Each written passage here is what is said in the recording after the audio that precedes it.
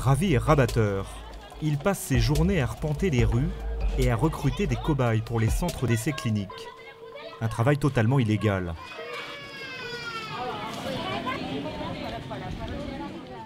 Alors si vous avez besoin de gens pour un essai, vous faites comment? Vous allez frapper à leur porte? Oui. Souvent, je sonne aux portes des maisons pour trouver des gens. Ravi travaille pour une quinzaine de centres d'essais cliniques de la région et il gagne assez bien sa vie.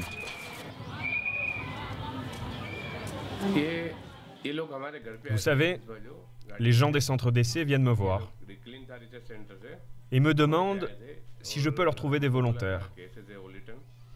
Alors moi, je reçois 7 € par patient. Et en fait, comme ça, j'ai d'abord commencé avec 2-3 volontaires. Et aujourd'hui, j'en recrute beaucoup plus. Pour recruter par exemple 10 personnes, ça prend combien de temps? Pas beaucoup de temps. Quand j'ai un besoin de 10 personnes, ça me prend 1 heure.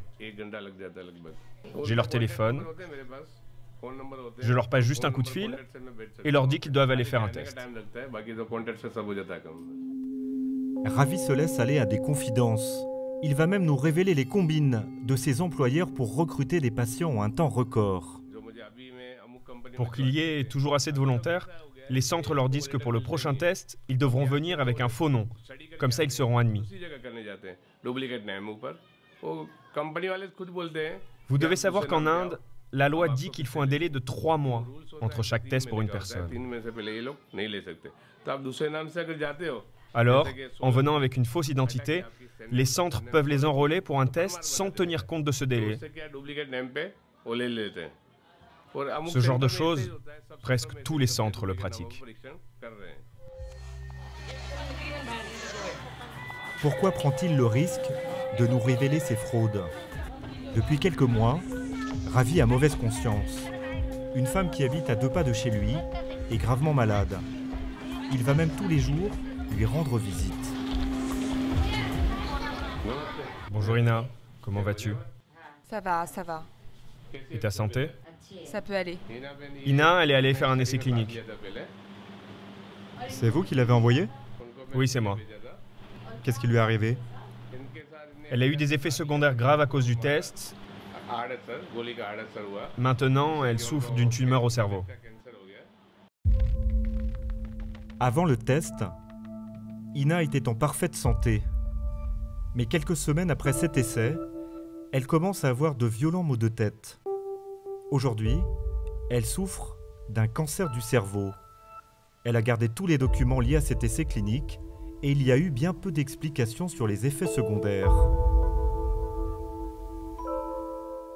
Il y a son nom, Ina, sa signature et tous les détails. Et c'est écrit qu'elle recevra 140 € pour ce test. Au paragraphe 18, à propos d'éventuels effets secondaires, ils disent juste de ne pas prendre d'autres médicaments et de venir les informer. Mais vous l'avez pas lu ce document? Non, il ne nous autorisait pas à le lire. Il nous demandait simplement de signer et reprenez le document. Vous êtes en colère contre Ravi?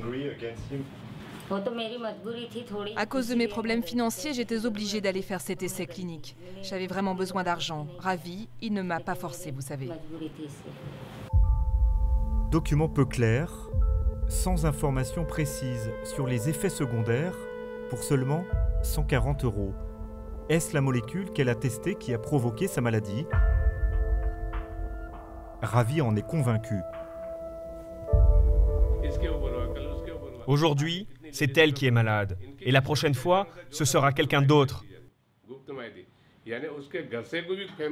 Et ce piège va continuer de se refermer sur les personnes ou sur les familles enrôlées dans des essais cliniques.